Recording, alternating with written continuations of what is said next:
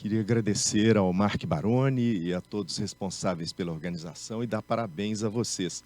Eu estou muito pressionado com o tempo e aí queria pedir que passem os slides para mim, porque eu vou utilizar o celular e fica mais difícil tantos objetos. Primeiro slide, por favor. Então, pode passar. Existem relações bidirecionais frequentemente entre esses três grupos de problemas. Não são bem problemas específicos, né?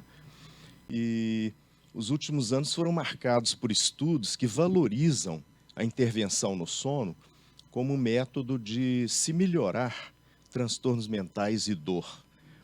Vamos dissecar um pouco essas relações e eu vou começar com a dor, lembrando que, às vezes, aspectos simples de dor, como dor crônica no ombro à noite, é suficiente para elevar a latência do sono, reduzir a duração total do sono e fragmentar o sono. Então, os ciclos de 4 ou 6 sequências de sono não REM e REM, habituais de toda a noite, ficam perturbados, o descanso não é obtido e o dia seguinte fica prejudicado. E, como disse a atriz Bette Davis, a velhice é para os fortes, e esse é um dos aspectos assim, da velhice. E depois o tratamento da dor crônica, com frequência, vai para o lado de medicamentos do tipo opioides. Nós temos nos Estados Unidos uma epidemia de vício, de adicção de opioides, muito comentada, a partir da morte de personalidades públicas como o cantor Prince, mas o Brasil não está atrás dos Estados Unidos e ele convive com uma epidemia similar. E os opioides, eles podem modificar aspectos dos transtornos de sono, que podem estar latentes, né? E, inclusive, piorar a apneia obstrutiva do sono, que muitas vezes ainda nem foi diagnosticada.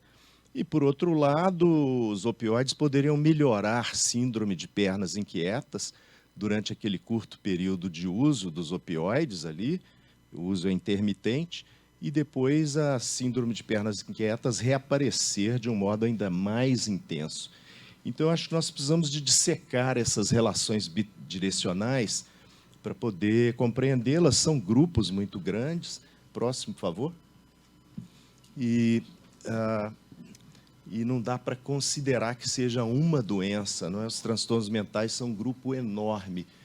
Nós temos aspectos subjetivos versus objetivos. Dor pode ser aferida por dolorímetro, uma escala subjetiva. E, da mesma maneira, os transtornos mentais podem ser aferidos de modo subjetivo. O diário de sono é usado por psicoterapeutas e é criticado por não ser objetivo, mas o que está na mente do psicoterapeuta é subjetivo com relação ao paciente. O próximo, por favor. Nós temos que, no Brasil... Pode voltar o slide anterior, um minutinho, eu me confundi aqui. Então, nós temos que pensar em aspectos afeitos a tratamentos, e aqui temos tratamentos psicológicos, muitas vezes menos ligados aos médicos, versus tratamentos biológicos. E na prevenção, nós temos aspectos que implicam em orientar, educar e modificar a cognição. O próximo. E aqui agora, próximo slide, por favor. Nós temos essa perplexidade com o paradoxo brasileiro, e eu vou trazer isso para lembrar a vocês que os transtornos de ansiedade são os transtornos mentais mais prevalentes, mais importantes, e eles interferem demais no sono, e o sono interfere nestes transtornos. Nós temos um país exuberante, com fauna e flora exóticas, praias espetaculares, pessoas belíssimas, atletas excelentes, oportunidades de trabalho A população acredita no futuro, né? Tem aquela estranha mania de ter fé na vida do Milton Nascimento. No entanto, o país é o campeão mundial em transtornos de ansiedade, em estudos realizados aqui e pela Organização Mundial de Saúde. Mas por que isso? Então, vamos ao próximo, por favor. Esse Kierkegaard era um pastor protestante e ele trouxe umas noções de angústia que geraram o conceito de angústia de vida, e isso depois, longamente, foi gerar os conceitos atuais de transtornos ansiosos. E a angústia de vida, basicamente, é você mesmo diante de tanta liberdade, de tanta possibilidade que nós temos para a vida hoje em dia, de tantas escolhas. E isso acaba se manifestando por alguns sintomas que assim foram designados pelo Kierkegaard. O primeiro deles é a busca da fé. O segundo deles é essa busca de pertencer a uma comunidade. O terceiro é a busca pela ética no relacionamento. Eu tenho que ser ético. Não é? Isso está muito dentro do médico. E o terceiro é essa busca de sensações e prazeres. Eu vou escalar o Himalaia, eu vou pular de asa delta e depois mergulhar com tubarões em Fernando de Noronha.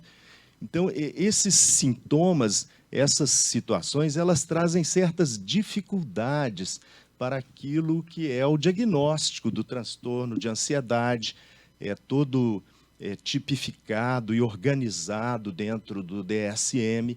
E nós precisamos cada vez mais melhorar esse diagnóstico dos transtornos de ansiedade para poder atuar sobre ela.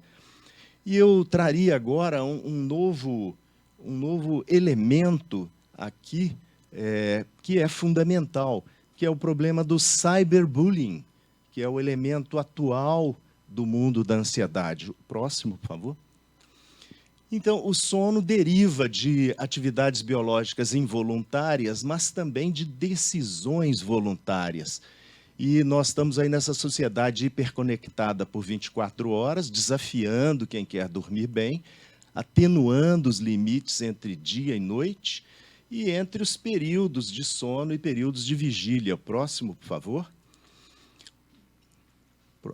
Então, a empresa Neuralink, do Elon Musk, obteve essa semana autorização para fazer estudos em humanos, autorização do FDA, com implantes de chips cerebrais.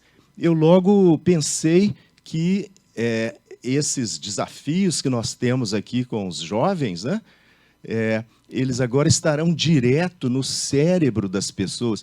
Talvez no Twitter, uma discussão sobre racismo e agressões já dentro do cérebro do indivíduo, propaganda de carros Tesla, talvez uma propaganda de roupa que eu não quero receber. E essa foi a minha fantasia sobre o que poderia vir nesse futuro aí. Mas, por enquanto, nós estamos aqui lutando com os nossos adolescentes, com refeições pouco saudáveis, né? No meio da noite, Coca-Cola, pizza e numa Ultimate Gaming Bed. E, então, o próximo slide, por favor. Eu acabei bolando esse slide aqui, né? Esse problema dos eletrônicos à noite, smartphone, console de jogos, TV, tudo isso favorecendo essas decisões voluntárias mal orientadas sobre sono. Mal orientadas por quem? Por nós, médicos, pelos pais, pelos professores, pela sociedade.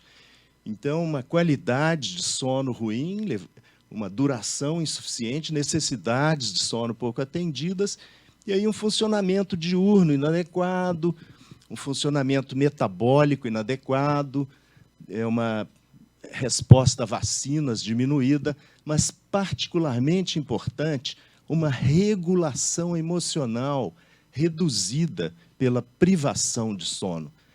A regulação emocional pior nos leva a deixar de lado um pensamento, né, a não conseguir deixar de lado um pensamento negativo. Será que aquele cara naquele outro carro queria me atropelar, não é? Talvez não, mas esse pensamento fica porque eu dormi mal e eu não consigo me livrar dele. O próximo, por favor. Então, agora, pulando um pouco para uma outra área, que a esquizofrenia representa 1% da população mundial. E esses pacientes, em sua grande maioria, vão utilizar-se de drogas neurolépticas durante toda a sua vida. Essas drogas, o principal efeito colateral são os fenômenos metabólicos, os transtornos metabólicos.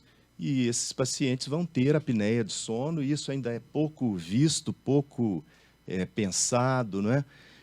Mas eu achei muito curioso esse artigo aqui no Schizophrenia Bulletin de 2022, em que esses pacientes com transtornos psicóticos, eles conseguiam utilizar o CPAP por um período maior do que o que as outras pessoas utilizam.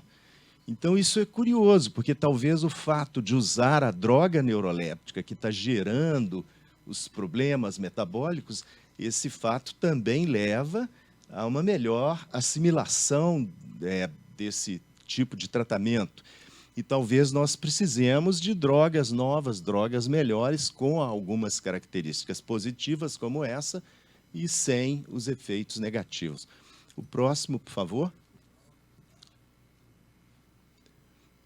Próximo slide. Então, nós estamos num momento de grande impulsionamento das ideias sobre a terapia cognitivo-comportamental da insônia, que passou a ser empregada em quase todos os fenômenos de sono, em todas as desordens de sono. Primeiro, porque a insônia tem uma comorbidade muito grande com os outros fenômenos, mas também, talvez, pelo momento atual mesmo. E esse é um trabalho interessante em que a terapia cognitivo-comportamental foi capaz de prevenir e aliviar ideias de suicídio. Então, ela teria um efeito suicidolítico. O próximo, por favor. Então, essas ideias sobre suicídio e sono, elas vêm sendo desenvolvidas e vêm melhorando e vêm ganhando um impulsionamento muito grande na última década. E o que me deixa assim, muito impressionado é que diversos fatores relacionados a sono são fatores de risco independentes para suicídio. E, por outro lado, tratamentos psicológicos são capazes de melhorar e de prevenir isso de uma maneira razoavelmente adequada. O próximo, por favor. Por fim, para terminar, nós estamos vivendo um momento no Brasil de grande crítica a medicamentos hipnóticos. O Zolpidem virou o grande vilão da vez e os psiquiatras jovens querem acabar com o Zolpidem, destruir o Zolpidem. Eu acho perigosa essa atitude e lembro de diversas drogas que foram consideradas negativas, difíceis, e depois elas deram a volta por cima. Uma delas é a clozapina, que chegou a ser retirada do mercado mundial, permanecendo apenas na Suíça e na Alemanha, e daí a algum tempo os psiquiatras destes dois países provaram que era a principal droga para tratamento de sintomas negativos de transtornos psicóticos. E aí a Sandoz fez um trabalho mundial para trazer de volta a droga para o mercado mundial. Então, eu acho perigoso a gente tornar o Zolpidem o vilão, não é? Nós não temos como oferecer terapia cognitivo-comportamental para todo mundo, não é?